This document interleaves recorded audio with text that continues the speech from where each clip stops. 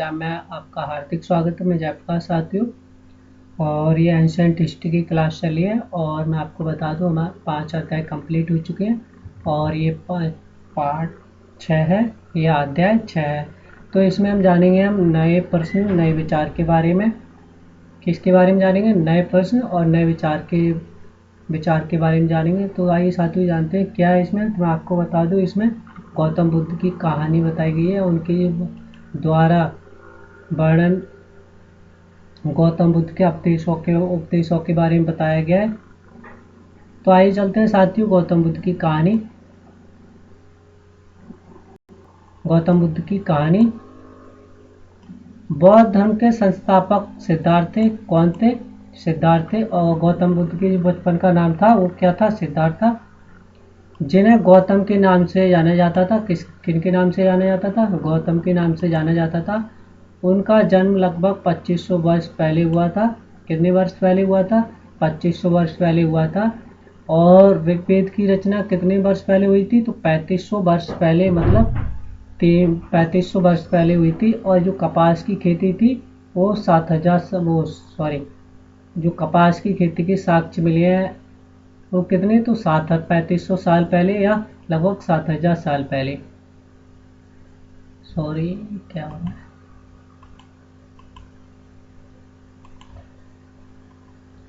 अब ये वह समय था जब लोगों के जीवन में तेजी से परिवर्तन हो रहा था। क्या समय था? लोगों के जीवन में परिवर्तन हो रहा था क्योंकि ऋग्वेद समाप्ति की ओर था और उत्तर वैदिक काल प्रारंभ हो रहा था। और उसमें मैंने आपको बताया था कि बहुत सारे अगर ढोंग पाखंड, मतलब बहुत आडंबर थे।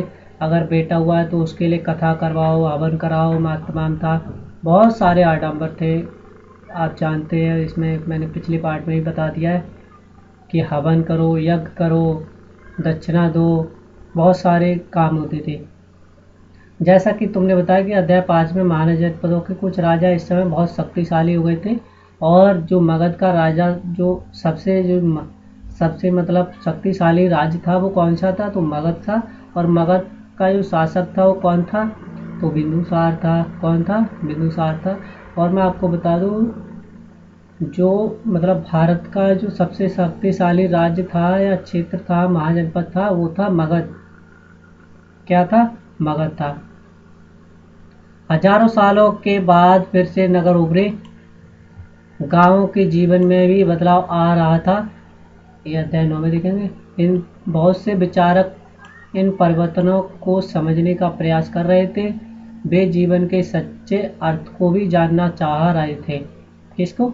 वो जीवन के सच्चे अर्थ को जानना चाह रहे थे कि जो व्यक्ति थे, जो उसमें आपके युद्ध में क्या होता था, जो इनको बंदी बना लिया जाता था और उनको किसकी तरह रखा जाता था? दास की तरह रखा जाता था। उनको किसी सभा या पुरोहित का उसमें किसी अनुष्ठान कार्य में भाग नहीं लिया जाने देता था उनके लिए। और जैसे जो स्त्रियां थीं उनके लिए किसी भी अनुष्ठान आपके मतलब उनको सभा किसी में उनका अधिकार नहीं था महिलाओं के लिए। इतना मतलब ढोंग पाखंड आडंबर हो गया था। और ये सबसे कारण क्या था? ये कारण था पुरोहितों की वजह से। ऋग्वेद काल में तो महिलाओं की स्थिति बहुत अच्छी थी, मगर उत्तर वैदिक काल में उनकी स्थिति नगण्य बहुत बेकार होती चली गई। बौद्ध क्या थे? ये क्षत्रिय थे।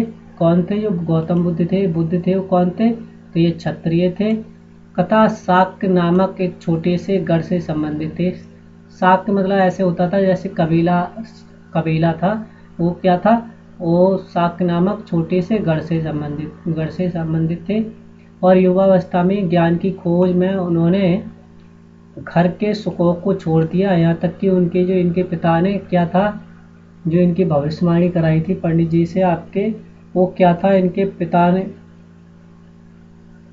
इनके पिता ने मतलब उन्होंने कहा था कि अपनी पुत्र का अगर विवाह आप अल्पायु में कर देंगे तो ऐसा संभव हो सकता है कि आपका बच्चा साधु ना बने या आपका यह घर छोड़कर ना जाए। मगर ऐसा नहीं होता है। ऐसा नहीं होता है। जो गौतम बुद्ध थे उन्होंने मतलब उनकी विवाह भी हो गया, बच्चा भी हुआ, मगर तब भी क्या वो मतलब अंदर से क्या रहते थे, मतलब जैसे आप किसी की तैयारी कर रहे हो, आप मान लो आप चाहे आईएएस की तैयारी कर रहे हो, चाहे पीसीएस की कर रहे हो, चाहे पुलिस की कर रहे हो, चाहे किसी की भी कर रहे हो, अगर वो जज्बा है तो आपको किसी ना किसी चीज़ की मतलब टेंशन रहती है, नहीं यार ऐसा काम करना है। आप नौकरी छोड़कर तैयारी कर रहे हो,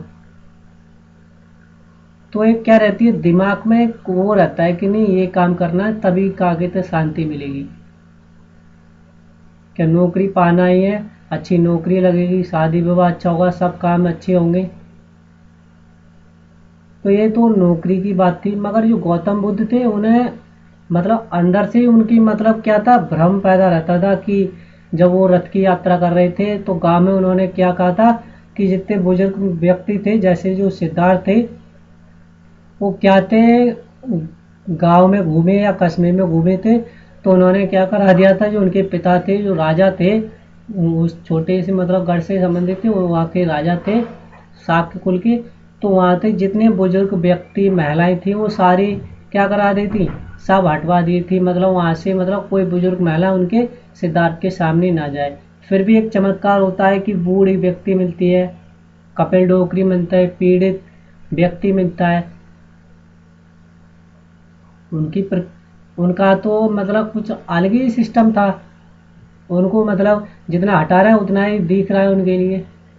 तो उन्होंने क्या मतलब अंदर से भ्रमित रहते थे, और फिर क्या हुआ, अंत में उन्होंने अपना घर त्याग दिया और ज्ञान की खोज में कहाँ चले गए, वो बौद्ध गया चले गए। और उन्हें कहाँ ज्ञान प्राप्त हुआ, तो पीपल के वृक्ष के नीचे कई दिनों तपस्या के बाद उन्हें ज्ञान की प्राप्ति हुई। और वो जो पीपल का वृक्ष था वो आज भी है, मगर क्या है वहाँ उसकी जगह दूसरा पीपल का वृक्ष लगाया गया है। तो इसमें बताया गया, वही बताया गया सारी चीज़। अनेक वर्षों तक वे भ्रमण करते रहे। क्या था, बुद्ध क्षत्रिय थे और शाक कुल के, मैंने बताया था आपको, संबंधित थे। ज्ञान की खोज में उन्होंने घर के सुखों को क्या कर दिया, छोड़ दिया। मतलब उन्हें अपने अंदर से क्या था, मतलब सुख रहते ही भी वो क्या थे, अंदर से खुश नहीं थे। अनेक वर्षों तक क्या किया, वे भ्रमण करते रहे, कथा अन्य विचारकों से मिलकर चर्चा करते रहे। अनंतता ज्ञान की प्राप्ति के लिए उन्होंने स्वयं स्वयं ही रास्ता ढूंढने का निश्चय किया। इसके लिए उन्होंने बौद्ध गया, ये कहाँ पड़ती है, बिहार में पड़ता है। और वहाँ पर पीपल के वृक्ष के नीचे, या पीपल का पेड़ है, एक पीपल के नीचे कई दिनों तक तपस्या की। अनंतता उन्हें ज्ञान प्राप्त हुआ और इसके बाद वे बुद्ध के रूप में जाने गए। जब ज्ञान की प्राप्ति हुई, जब बुद्धि मिली, तभी तो उन्हें क्या, किसके रूप में जाने गए, वो बुद्ध के रूप में जाने गए। और यहाँ से वाराणसी के निकट, यहाँ से वाराणसी के निकट क्या पड़ता है, सारनाथ पड़ता है। सारनाथ सारनाथ गए जहाँ उन्होंने पहली बार उपदेश दिया था। तो आपसे पूछा जाएगा कि गौतम बुद्ध ने ज्ञान प्राप्ति के बाद सबसे पहला उपदेश कहाँ दिया था, तो मैं आपको बता दूं कहाँ दिया था। सबसे पहला उपदेश ये दिया था सारनाथ में। कुशीनारा, कुशीनारा में मृत्यु से पहले शेष जीवन उन्होंने पैदल ही एक स्थान से दूसरे स्थान यात्रा करने और लोगों को शिक्षा देने में क्या कर दिया, अपना जीवन व्यतीत कर दिया। किन्होंने, ये बुद्ध ने, किन्होंने, गौतम बुद्ध ने। बुद्ध ने शिक्षा दी कि ये जीवन कष्टों और सुखों से भरा हुआ है। क्या, ये जीवन है कष्ट और सुखों से भरा हुआ है। ऐसा हमारी इच्छा और लालसा जो हमारी पूरी नहीं हो सकती, मतलब जो क्या है, उन्होंने बताया कि हम क्या करते हैं, एक इच्छा पूरी नहीं हुई, दूसरी इच्छा कामना करते हैं। जैसे अगर कोई बुजुर्ग है, वो कहता है नहीं नाती का ब्याह कर लूँ, पहले तो क्या कहता है अपने लड़के का ब्याह कर लूँ, लड़के का ब्याह करने के बाद फिर कहता है ना नाती का ब्याह कर लेता तब मरता मैं। फिर नाती का ब्याह कर लिया, अब क्या सोचता है कि नहीं पर नाती का और कर लेता, तब तब जाता। तो वो कहते नहीं है, माया मरे ना मरे मन, माया मरे माया मरे ना मन मरे, मर मर गए शरीर। और ऐसी ये कबीर का दोहा है कि आदमी का क्या है, मतलब मन नहीं मरता है। आदमी की जो इच्छा है वो कभी मरती नहीं है, जब तक उसकी क्या हो जाए, मृत्यु नहीं हो जाए। उसकी लालसा हमेशा बनी रहती है, और जब लालसा बनी रहती है तो यही क्या है, कष्टों का कारण है। तो यही बताया बुद्ध ने शिक्षा दी कि जीवन में कष्ट और दुखों से भरा हुआ और ऐसी हमारी इच्छा और लालसा है जो हमेशा क्या है, पूरी नहीं हो सकती, के कारण होता है। कभी कभी हम जो चाहते हैं वह प्राप्त कर लेने के बाद क्या करते हैं, संतुष्ट नहीं होते हैं, उसको क्या और अधिक वस्तु पाने की क्या करते हैं, इच्छा रखते हैं। बुद्ध ने इस लिप्सा को तन्वा मतलब तृष्णा कहा है। बुद्ध ने शिक्षा दी कि आत्म संयम अपनाकर हम ऐसी लालसा से मुक्त पा सकते हैं। मतलब अपने आप में अगर संतुष्ट रहोगे कि नहीं, इतना बहुत है, इतना कार्य बहुत है, तब तो आप संतुष्ट रहोगे, आपका माइंड है मतलब संतुष्ट रहेगा। नहीं तो आप क्या रहोगे, भ्रमित रहोगे अपने आप में।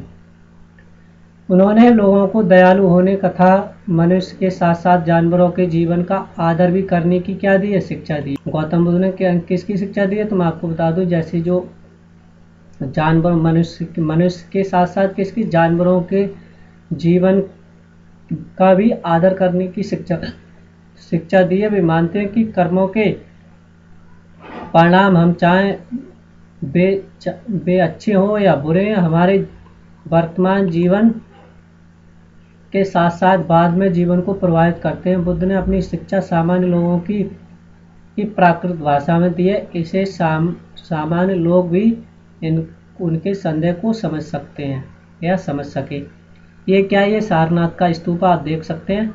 ये कहाँ का स्तूप है, तो मैं आपको बता दें, सारनाथ का स्तूप है। और सारनाथ कहाँ पड़ता है, तो मैं आपको बता दूं, ये वाराणसी में पड़ता है। इस इमारत को स्तूप के नाम से जाना जाता है, मैंने आपको बताया था। और ये भी बुद्ध ने अपना प्रथम उपदेश यहाँ दिया था। इस घटना की स्मृति में ये स्तूप का निर्माण किया गया। अध्याय 11 में अच्छा इन स्तूपों के बारे में और जानकारी मिलेगी। वेदों की रचना के लिए किस भाषा का प्रयोग हुआ था, तो मैंने वेदों की भाषा के लिए किसका प्रयोग हुआ था, तो संस्कृत भाषा का प्रयोग हुआ था। मगर जो गौतम बुद्ध ने उपदेश दिए थे वो किस भाषा में दिए थे, तो मैं आपको बता दूं, प्राकृत भाषा में दिए थे।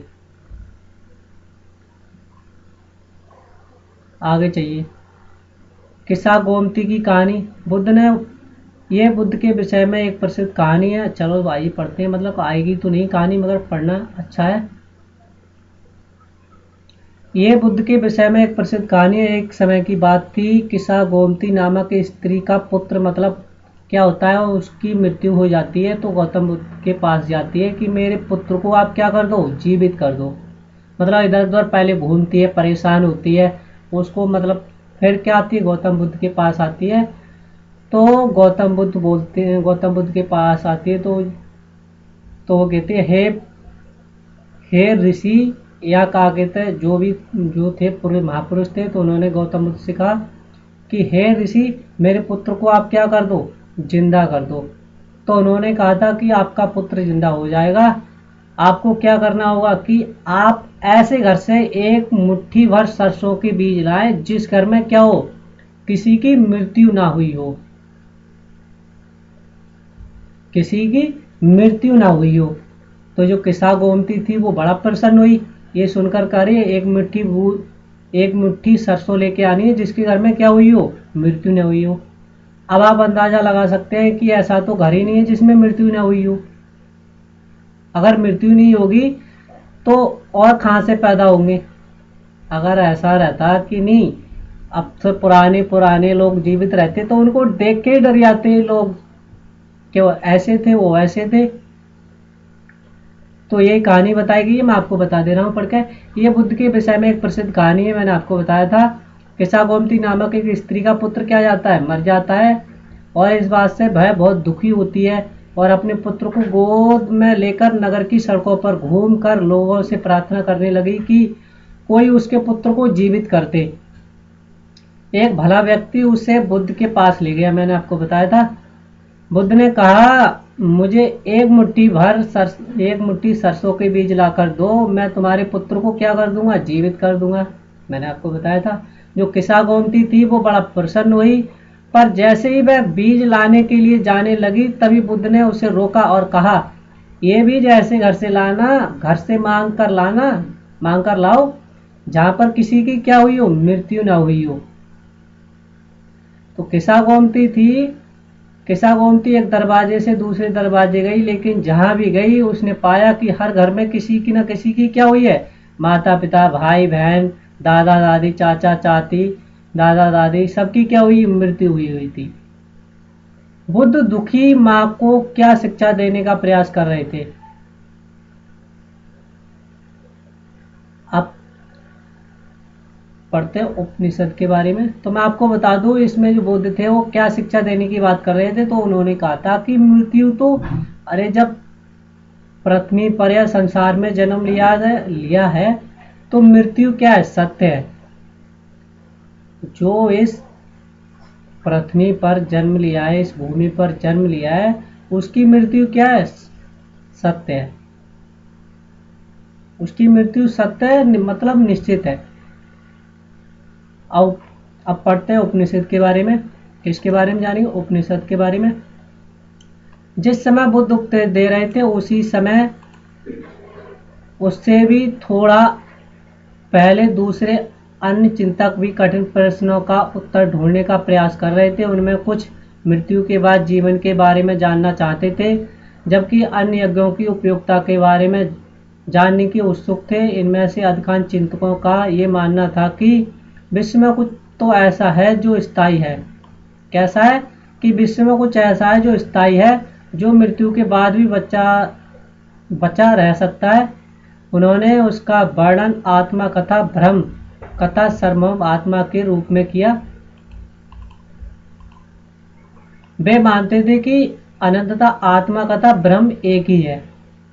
जो आपकी आत्मा है, जो हमारी आत्मा है, वो क्या है? आत्मा कथा ब्रह्म क्या है? एक ही है। ऐसे कई विचारों का संकलन उपनिषदों में हुआ है। उपनिषद उत्तर वैदिक ग्रंथों का हिस्सा थे। उपनिषद का शाब्दिक अर्थ था गुरु के समीप बैठना, और इन ग्रंथों में अध्यापक तथा विद्यार्थियों के बीच बातचीत का संकलन किया जाता था, और प्रायः ये सामान्य वार्तालाप के रूप में प्रस्तुत किए जाते, मतलब ये भी बोलकर मतलब बताए जाते थे। क्या? उपनिषद थे। और उधर क्या दे रहे थे? गौतम बुद्ध दे रहे थे उपदेश। भारतीय दर्शन की 6 पद्धतियां। सदियों से भारत द्वारा सत्य की बौद्धिक खोज का प्रतिनिधित्व दर्शन की 6 शाखाओं ने किया है। वे वैश्विक न्याय, सांख्य, योग, पूर्व मीमांसा और वेदांत कथा उत्तर मीमांसा के नाम से जानी जाती हैं। दर्शन की इन 6 पद्धतियों की स्थापना क्रमशः ऋषि कर्ण, गौतम, कपिल, पतंजलि, जैमिनी और व्यास द्वारा की गई है। किसके द्वारा की गई है? इनकी जो 6 पद्धतियों की रचना किसके द्वारा की गई है? तो ऋषि कर्ण, गौतम, कपिल, पतंजलि, जैमिनी और व्यास द्वारा की गई है, जो आज भी देश में बौद्धिक चर्चा को दिशा देते हैं। जर्मन मूल के ब्रिटिश भारतविद फ्रेडरिक मैक्समूलर के अनुसार दर्शन की इन 6 शाखाओं का विकास कई पीढ़ियों के दौरान व्यक्तिगत विचारकों के योगदान से हुआ है। यद्यपि ये एक दूसरे से क्या भिन्न दिखते हैं, तथापि सत्य की इनकी समझ में आधारभूत तालमेल दिखता है। किसमें? जो आपके क्या है, ये जो आपके 6 सांख्य हैं, क्या है? जो आपके 6 सांख्य है, जो आपके 6 सांख्य दर्शन है, उसमें क्या है? एक दूसरे में क्या मिलता है? तालमेल मिलता है। अब आइए चलते हैं गौतम बुद्ध के बारे में। बुद्धिमान भिखारी। यह वार्तालाप छंदोग उपनिषद नामक एक प्रसिद्ध उपनिषद की कहानी पर आधारित है, जो सौनक कथा अभित प्रताई नामक 2 ऋषि सर्वभौम आत्मा की उपासना करते थे। एक बार जो ही वे भोजन करने के लिए बैठे तो एक भिखारी आया और भोजन मांगने लगा। सौनक ने कहा, हम तुम्हें कुछ नहीं दे सकते। भिखारी ने कहा, हम तुम्हें कुछ नहीं। भिखारी ने पूछा, विद्वान जन, आप किसकी उपासना करते हैं? जो अवे प्रताड़ी ने उत्तर दिया, सर्वभौम आत्मा की। ओहो, इसका मतलब आप ये जानते हैं कि सर्वभौम आत्मा संपूर्ण विश्व में विद्वान है? ऋषियों ने कहा, हाँ, हम ये भी जानते हैं कि भिखारी ने पूछा, अगर सर्वम आत्मा संपूर्ण विश्व में विद्वान है तो ये मेरे अंदर भी है, ये मेरे अंदर भी विद्वान है। मैं कौन हूँ? और मैं इस विश्व का एक भाग तो ही हूँ, मैं इस विश्व का एक भाग ही तो हूँ। तुम सत्य बोलते हो युवा ब्राह्मण, इसीलिए हे ऋषियों, मुझे भोजन न देकर आप इस सर्वम आत्मा को भोजन देने से मना कर रहे हैं। भिखारी की बात की सच्चाई जानकर ऋषियों ने उसे भोजन दे दिया।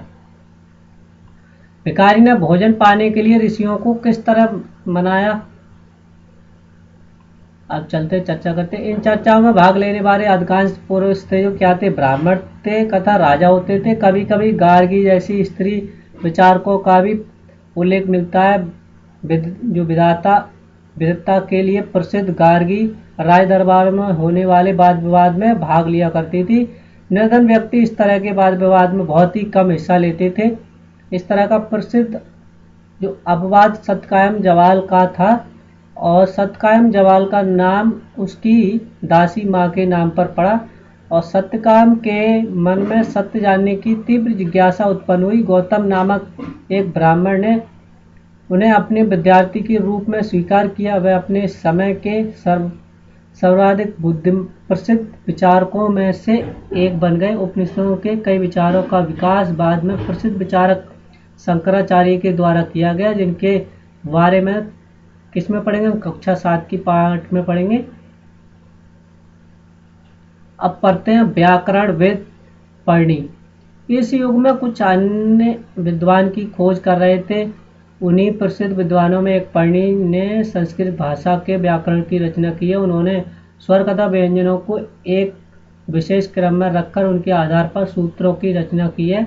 ये सूत्र बीजगणित के सूत्रों में काफ़ी मिलते जुलते हैं। इसका प्रयोग उन्होंने संस्कृत भाषा के प्रयोगों के नियम लघु सूत्रों के रूप में लिखे हैं, और ये लगभग 3000।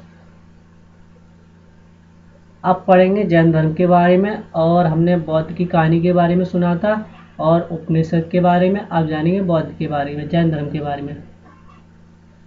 इसी युग में क्या होता है, लगभग 2500 साल पहले जैन धर्म के 24वें तथा अंतिम तीर्थकार वर्धमान महावीर ने भी अपने विचारों का प्रसार किया। वह बज्जी संघ के लिच्छवी कुल के एक क्षत्रिय राजकुमार थे। इस संघ के विषय में हमने क्या पढ़ा है? 5वें पाठ में पढ़ा है।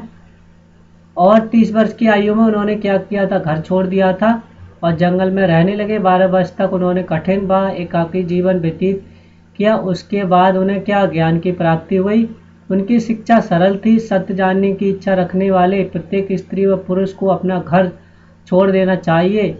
उन्हें अहिंसा के नियमों का कड़ाई से पालन करना चाहिए। किसी जीव को ना तो कष्ट देना चाहिए और ना ही उसकी हत्या करनी चाहिए। महावीर का कहना था, सभी जीव जीना चाहते हैं, सभी के लिए जीवन प्रिय है। महावीर ने अपनी शिक्षा प्राकृत में दी। यही कारण है कि साधारण जन भी उनके कथा उनके अनुयायियों की शिक्षा को समझ सके।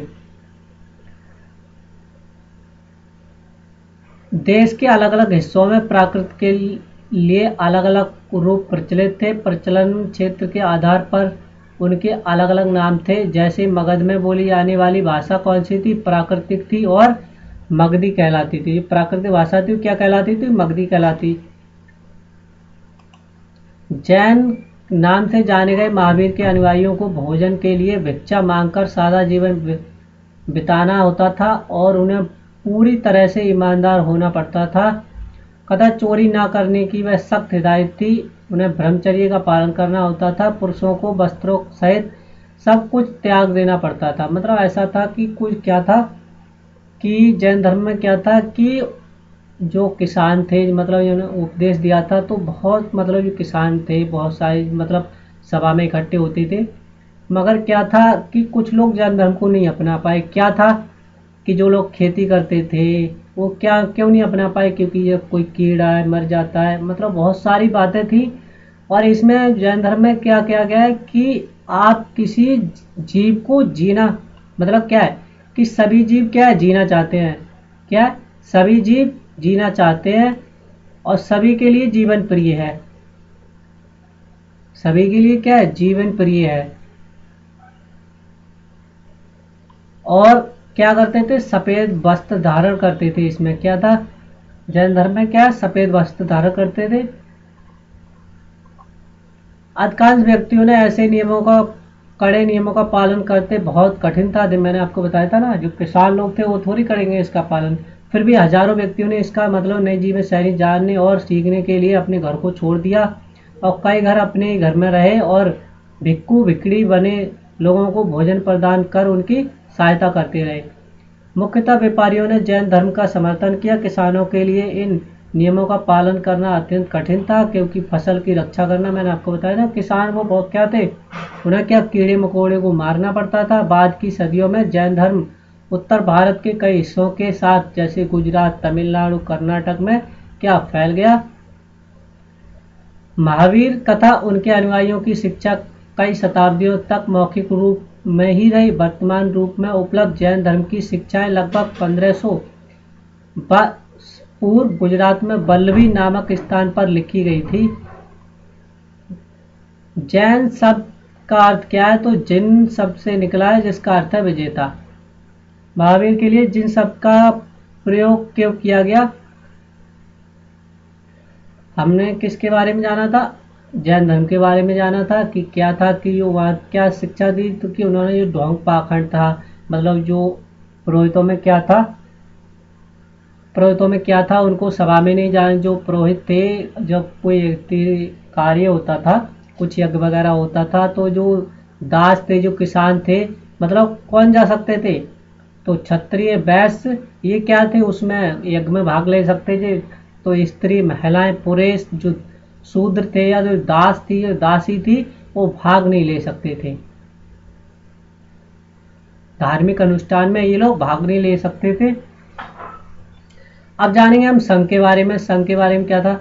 तो महावीर का था, बुद्ध दोनों का ही मानना था कि घर त्याग करने पर ही सच्चे ज्ञान की प्राप्ति हो सकती है। ऐसे लोगों के लिए उन्हें संघ नामक संगठन बनाया जहां घर का त्याग करने वाले लोग एक साथ रह सके।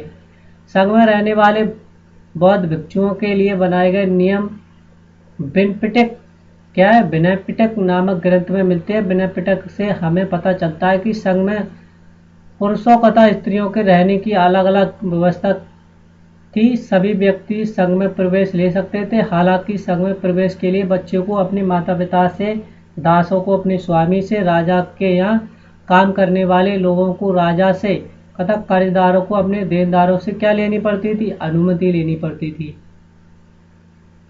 क्या हम क्या है, घर छोड़ के जा रहे हैं, आपके यहाँ से छोड़ के जा रहे हैं, क्या आप मतलब क्या हम जा सकते हैं? नहीं जा सकते हैं।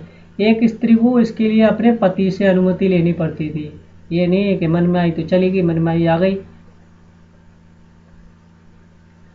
संघ में प्रवेश लेने वाले स्त्री पुरुष बहुत सादा जीवन व्यतीत करते थे, मतलब सादा जीवन जीते थे। वे अपना अधिकांश समय ध्यान में बिताते थे। दिन के एक निश्चित समय में वे शहर तथा गांव में जाकर क्या मांगते थे? भिक्षा मांगते थे। और यही कारण है उन्हें क्या कहा जाता था? भिक्षु या भिखड़ी कहा जाता था।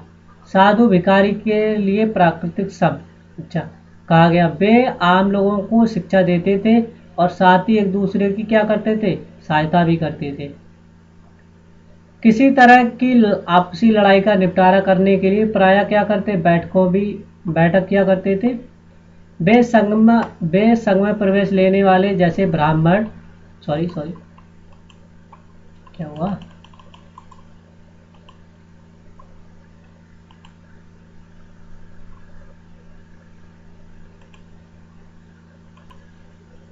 संघ में प्रवेश लेने वाले जैसे ब्राह्मण, क्षत्रिय, व्यापारी, मजदूर, नाई, गणकाएं तथा दास शामिल थी। मैंने बताया था दास भी शामिल थे।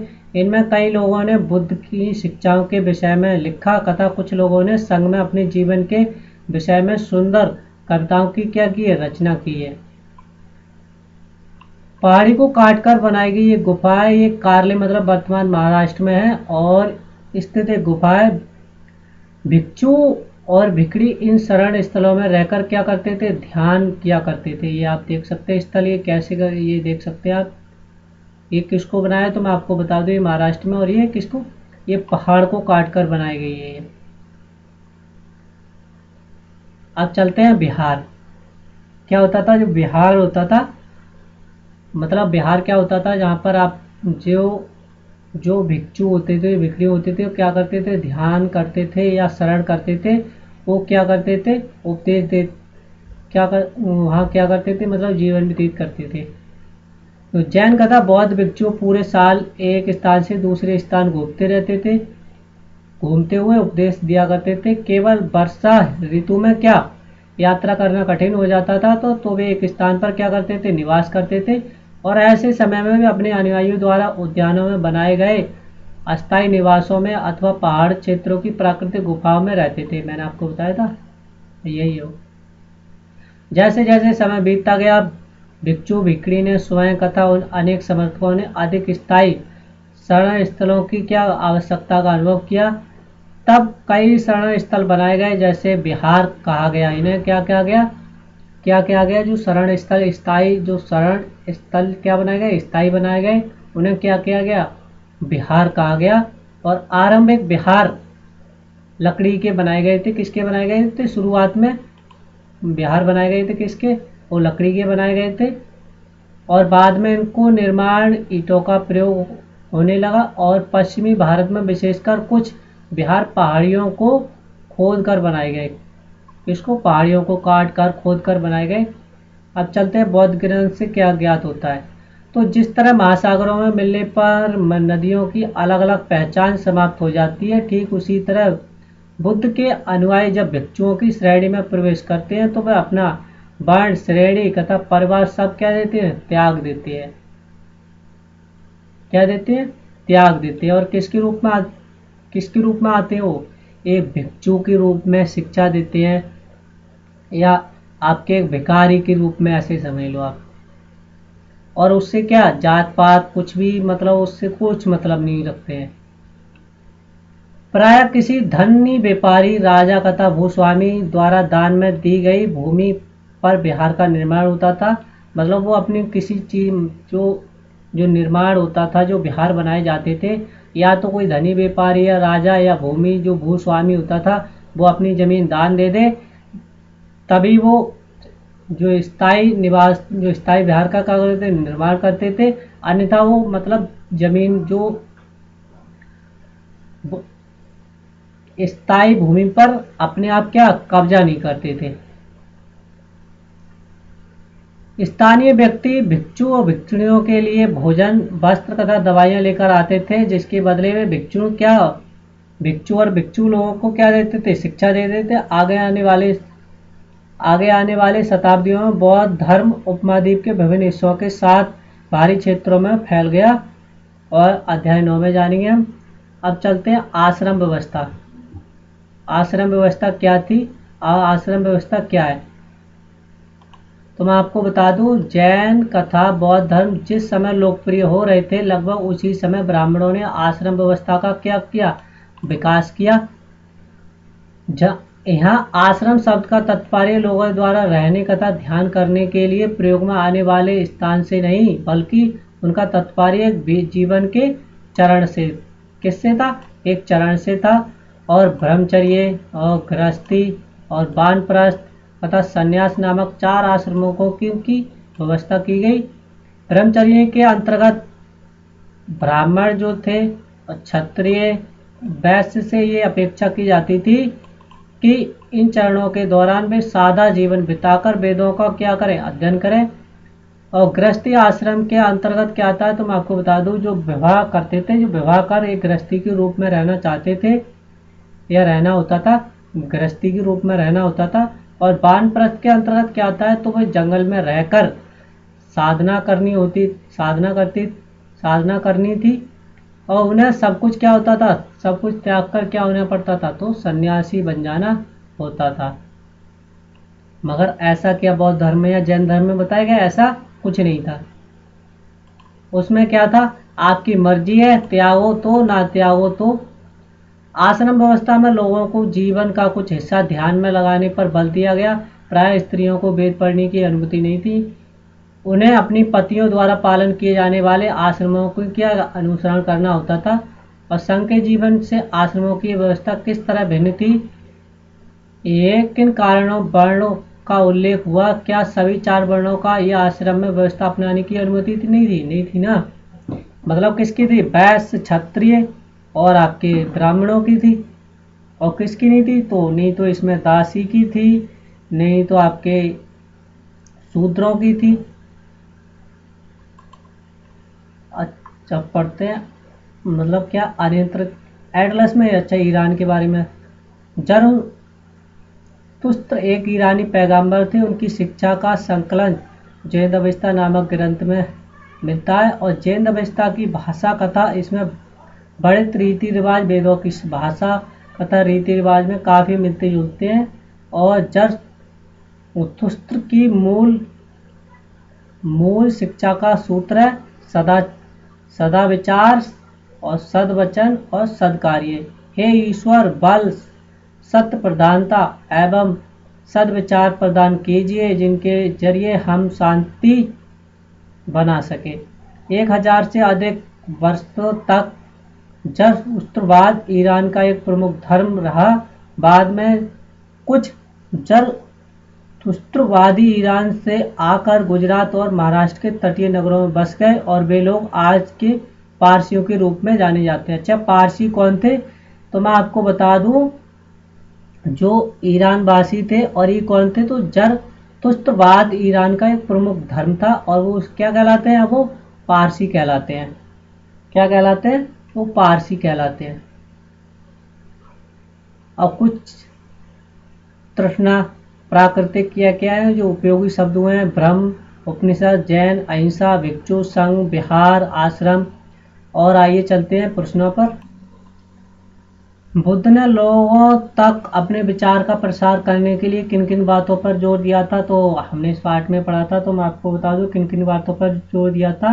उन्होंने बताया था जीवन कष्ट और क्या है? दुख से भरा हुआ है। किससे भरा हुआ है? कष्ट और मतलब कष्ट और दुख से भरा हुआ है। और कष्टों का कारण क्या है? हमारी इच्छा है। जब तक हमारी इच्छा नहीं मरेगी तब तक हमारे क्या कष्ट मतलब कष्ट आते रहेंगे। जैसे कोई कार्य किया हमने, आज नहीं इतना कार्य कंप्लीट कर दिया, कुछ भी कार्य, सही पढ़ाई का कार्य है, अरे इतना और कर लें, इतना और कर लें। आज जैसी नौकरी मिलती है, नहीं अभी पुलिस की है, नहीं अब दरोगाजी हो जाते, फिर क्या कि ऐसे करके क्या आपकी इच्छा नहीं मरती है व्यक्ति की। और फिर आत्मा संयम अपनाकर अपनी इच्छा कथा लालसा से मुक्ति पा सकते हैं। कैसे करके? अपने हम क्या आत्म संयम पाकर, क्या आत्म संयम पाकर अपनी इच्छा व लालसा से क्या पा सकते हैं? मुक्ति पा सकते हैं। लोगों को दयालु होने के साथ साथ जानवरों की क्या करनी चाहिए? हमें जानवरों का आदर करनी चाहिए, जानवरों को मारना नहीं चाहिए, ये बताया गया है।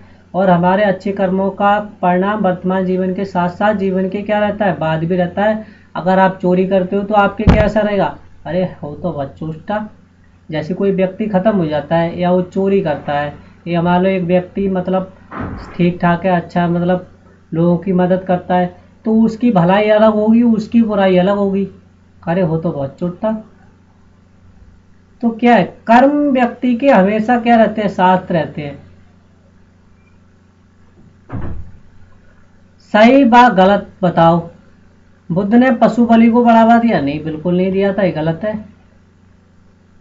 बुद्ध ने किसको पशु बलि को बढ़ावा दिया था? नहीं, ये तो किसमें था? यही तो आडंबर था उसमें, उत्तर वैदिक काल में।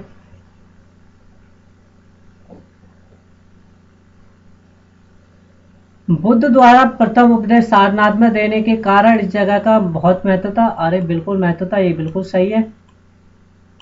क्या है? बिल्कुल करेक्ट है, सही है, महत्व बढ़ गया। प्रथम उपदेश कहाँ दिया था? तो सारनाथ में दिया था। और आप क्या जाओ, बुद्ध ने शिक्षा दी कि धर्म हमारा जीवन पर कोई प्रभाव नहीं पड़ता है। किसका? बुद्ध ने शिक्षा दी कि कर्म का हमारे जीवन पर कोई प्रभाव नहीं पड़ता है। अरे कर्म ही तो जीवन पर महत्वपूर्ण है, ये गलत है।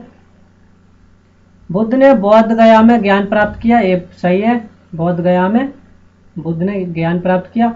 उपनिषदों के विचारकों का मानना था कि आत्मा तथा ब्रह्म वास्तव में एक ही है, ये भी क्या है? सत्य है। अब चलते हैं उपनिषद के प्रश्न, विचारक किन किन प्रश्नों का उत्तर देना चाहते थे। तो मैं आपको बता दा कुछ विचारक थे मृत्यु के बाद जीवन में क्या, जीवन के बारे में जानना चाहते थे। जो उपनिषद के विचारक किन किन बातों का उत्तर देना चाहते थे, तो मैंने आपको बताया कि क्या थे। कुछ विचारक मृत्यु के बाद जीवन के बारे में जानना चाहते थे, और कुछ विचारक यज्ञों की उपयुक्तता के बारे में जानना चाहते थे। किसके बारे में, जो यज्ञ कराते हैं उससे क्या तात्पर्य है। और कुछ विचारक थे वो उपनिषद के बारे में जानना चाहते थे। महावीर की प्रमुख शिक्षाएं क्या थी, तो मैंने आपको बताया था महावीर की शिक्षा थी सत्य जानने की इच्छा रखने वाले प्रत्येक स्त्री पुरुष को क्या अपना घर छोड़ देना चाहिए, अहिंसा के नियम का कड़ाई से पालन करना चाहिए, और ऊंच नीच जाति पाति का भेदभाव नहीं करना चाहिए। उपनिषद, ये तो था आपके प्रश्नों के बारे में, और कुछ महत्वपूर्ण तिथियों के बारे में जान लेते हैं। उपनिषद के विचारक जैन, महावीर तथा बुद्ध लगभग 2500 वर्ष पहले, और जैन ग्रंथों का लेखन लगभग 1500 वर्ष पहले हुआ है।